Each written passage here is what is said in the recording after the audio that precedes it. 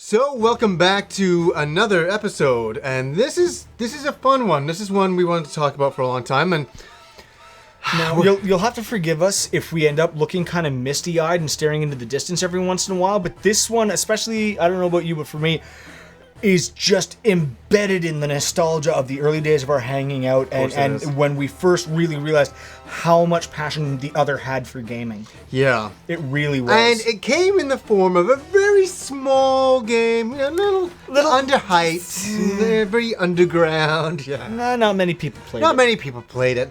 Final Fantasy VII, one of the biggest goddamn games. This is also the second JRPG I ever played. The first one was Dragon Warrior way back on the NES.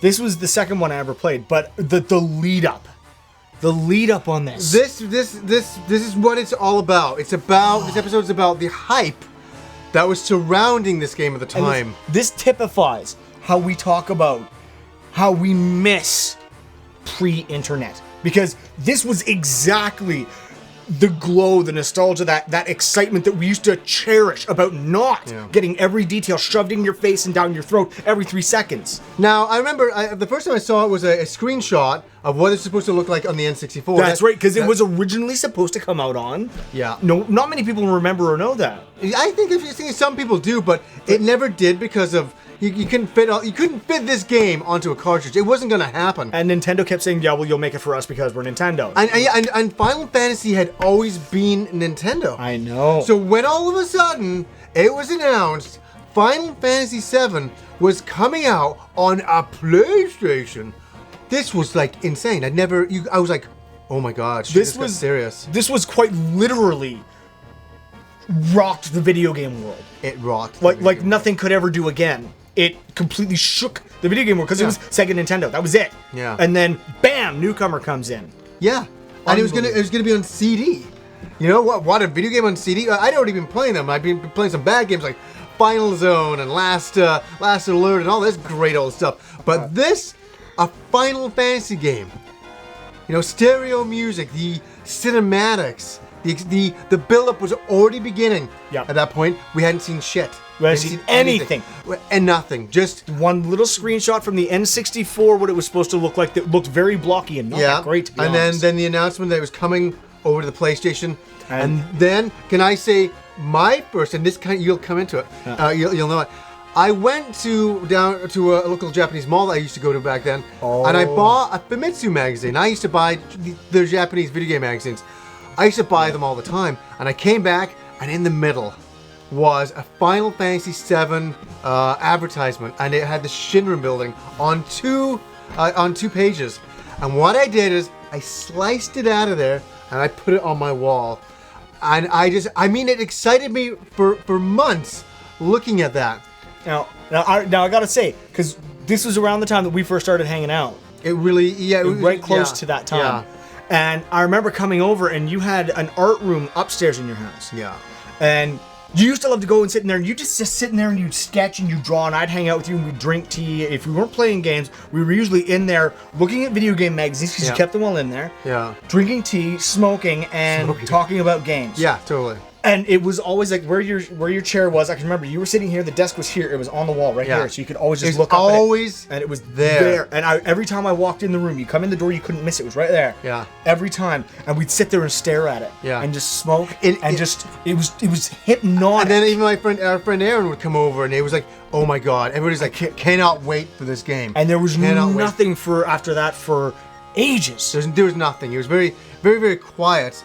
And then I the PlayStation Underground magazine released something. And Rob didn't know about this until I showed him this before. That's right, because we used to go once a month to get, and I only ever really used to get Game Fan, and I used to get, I think, maybe the odd EGM, but I never got the PlayStation specific magazines, which was foolish of me because... anyways, on here, there was an entire disc just for Final Fantasy VII. And they also had an interview with the creator of Final Fantasy on here. Again, that seemed like a big deal watching that. I was like, oh my god, as he's talking about the creation of this game and all of that. I was going to say also, I mean, the packaging for it entirely, there's Cloud with the sword, the Buster, and on the back is the close-up of, if you fold it all the way shut, is flip it over, and you got Sephiroth peeking at you. Sephiroth! Peeking at you through the window. So, yeah, I remember I brought this home and I sat and I put it in, and I'll never forget this moment. And anybody who's into this game will never forget this moment. I put it in, the demo, and all of a sudden, the eerie, powerful music, atmospheric kind of music plays. It's just like, whoa. It's not really music, but it's just atmosphere. And you see all the stars, and then all of a sudden, it just cuts to Eris. And all of a sudden, it's, we're going through the city into the Shinra buildings, and it's just the most amazing thing I'd ever seen. It was just fucking unbelievable. And then all of a sudden, we get there, and then Cloud jumps off, and the soldiers jump off. And I can't believe that we cut from a cinema to the game, and I'm running, and all of a sudden the screen twists, and I'm in combat. And one thing I want to say right now that a lot of people don't know, the music is different in the battle. The battle music is different in the demo. Is it? And at the time, I enjoyed. I remember when the game finally came out, I didn't enjoy the battle music as much as I enjoyed it on the demo. Oh man! But I think because I was used to the demo, so I played this demo to death. I must have played it 20 times. Oh, to death. I mean, death. I did everything you could possibly do in the demo. It was just, it had lived up to the hype. It was that incredible, and I was so fucking excited. And also, a lot of other people got the demo from the Tobal #1 game. There was the Final Fantasy VII demo in there as well. Now, this is something you can jump in because we used to take a SkyTrain. Remember that? Back and forth. I'd never seen, and I still have never seen, the advertisement level for Final Fantasy VII. Oh, any jeez. game. Yeah, you know what I'm going to talk about. I know what you're going to talk about now, and man, curse me for being too moral. Why? What happened? I wish I'd stolen some of these. Right out of the bus shelters, because it was before they were putting glass on them. Yeah.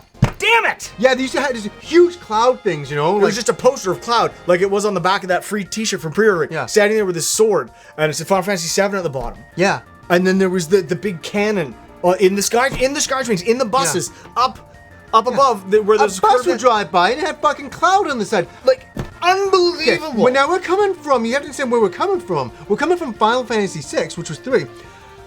That was a very underground game. Like, hardcore fanatics loved it. It's touted as the best Final Fantasy. I think it's definitely up there. A few print ads in video game specific magazines. Yeah, but you had never seen the massive rollout on hype for a game in history. I've never seen it since for an RPG, and I don't think we'll ever see it again. But Sony was backing it, saying, we're gonna push this through. So much so that friends of mine that didn't even like video games, I remember being over their place, and all of a sudden the ad would come on television for Final Fantasy, and then so I remember my friend saying, "Wow, that doesn't really look too final, does it?" And like, people were hyped; they couldn't believe, "Wow, that looks amazing." I was getting that from them. It was something serious, something incredible, and we'll never see it again. No, like Final Fantasy VII. But what's your take on it? Well, I mean, I remember even before this showed up, we would sit there with the video game magazines because Game Fan, especially, was great for 4-page articles that were all screenshots with bits of text in between, and we just stare at these screenshots and we talk about how amazing it was going to be and what do you think the music will be like, and they would talk about all this stuff. Their writing was so passionate and was about the music and the sprites and the graphics, the multiple discs full of cinematics. Oh, we kept daydreaming, and that's where I say the warm nostalgia of not internet, because you didn't get to know. All you got were these little still pictures. To see it moving, had to wait till the game came out. Can I talk about the story when it came out? Oh my goodness, please do. Oh well, I want. Is this about the shirts? Well, we could do that. This is just before the game came out. What we did, and don't you wee me with this. You did. I went to my local EB, I pre-ordered it and got my shirt, $5 down, took my shirt, and off I went. So if you pre-ordered the game, you got a shirt. You had to put $5 down. Only $5. So to me, it's like, oh my god, I'm getting a shirt for $5. And because I didn't have very many video game shirts back then, and I Final Fantasy VII was like the biggest thing. I went to like Kmart, I went to everywhere, and you could do it at a bunch of different places. See, this is the Real Canadian Superstore. Kmart, Zellers, Real Canadian Superstore, EB. I don't think Best Buy was really around much back then. No, it wasn't. It wasn't. But those four for sure. And I went in and I just said, "Oh, can I pre-order the game?" And I had to like some innocent idiot. Oh yeah, I said, "How much do I have to put down today?" Oh, $5. Oh, I've got $5 right here. Thank you for the shirt. Oh, and you get a shirt for pre-ordering. Oh, do I? I didn't know that. Wonderful. And then I get in the car and I drive over to the next place. What? $5? Oh, okay. Here it is. And I got another shirt. And they're all in tatters. Like I went looking for them and I still have mine. That's and it's nice. still it's not too badly faded. It's slightly Mine I wore so much they had holes in them. Holes within holes. Mine still is a little bit yellowed with age. Pardon? And smoking. Oh yeah. But it's not too faded and it's still in one piece, and I keep it at home folded up and tucked in a special place in the back of a drawer where every once in a while I'll just take it out and look at it and go and then I'll fold it up and put it away again because I don't ever want it to fall apart. Mr. Four Shirts. So oh my god. So I gotta say, the story I'll never forget. The game was supposed to come out on I forget the date. So I was like, oh, it's coming out next week, type of thing. Wasn't it like a numeric? There was a thing to it. So I'm like, okay, the game comes out next week, and I go out that night and I party it up and I'm drinking with my friends. I'm doing all sorts of crazy things. I go to sleep at like I think about 4 a.m, and then all of a sudden my mom comes because I lived at home back then. My mom comes in and she said, Johnny, there's a phone call for you. And I'm like, oh, the fuck is going on?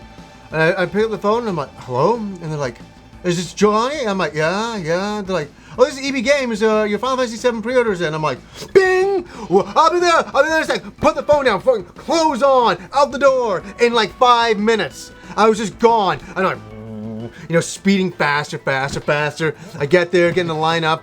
Final Fantasy VII, just gimme! I didn't even think. I was back home, put it on, and it's the stuff of, the stuff of dreams and legends now. Yeah, it was a big fucking game. For months after that, I would come over in the morning, we'd make breakfast. Big Bugs, I'd make breakfast first. Every morning, I'd come over about 10 o'clock, eggs and whatever. We weren't working back then, okay? We're a couple of bums who sponged off our parents. What's wrong with that? Back then. That was a great life. It was nice. I highly recommend it. The 5 years after high school are the most important to sponge off your parents. And I'd come over, big mugs of tea, big breakfast, and then it was like, get the fuck in the basement. I would like run down to the basement with a mugs of tea, cigarette, and start playing. I remember, I got memories of you back then. I remember playing it, and we'd have tons of friends come over in the afternoon just to see it play. Yeah. And then they all leave, and everybody would go out for dinner, and then you would come back afterwards. Yeah. And then we'd sit down and just drink and talk. We'd drink beer and talk about the game. That's how it was. Just like we'd philosophize and just engrossing. We really enjoyed it. So good. Yeah. So. Yeah, that's it. Like, what was the hype for you guys like? It must have been for anybody who was there at that time. This was the biggest game ever. It lived up to it. I think so. And and they were so ridiculous. They've been asking, Square's been teasing for years, going, oh yeah, you want a Final Fantasy VII remake? Well, we'll think about it. It's like, just get the fuck doing it now. I actually saw an article online the other day where they have once again said, well, we might possibly think about maybe. I'm so sick and tired of them saying this shit. I'm tired of it. You know what the title of the article was? Hey Square, shit or get off the pot. That was literally the title of the article. And that's the truth. We'd love to see it. That tech demo they did blew everyone's mind when the PS3 launched. Oh, yeah. Yeah, of course. Yeah, I remember that. Yep, we never got it, so... Anyways, guys, we just wanted to talk about the amazing hype, because there's been a lot of games come out, but not with the amount of hype not like this. That this had. And it lived up to it. It really did. It could have absolutely failed him. Oh, this game sucks, but it didn't. No, it was so well made. So fantastic.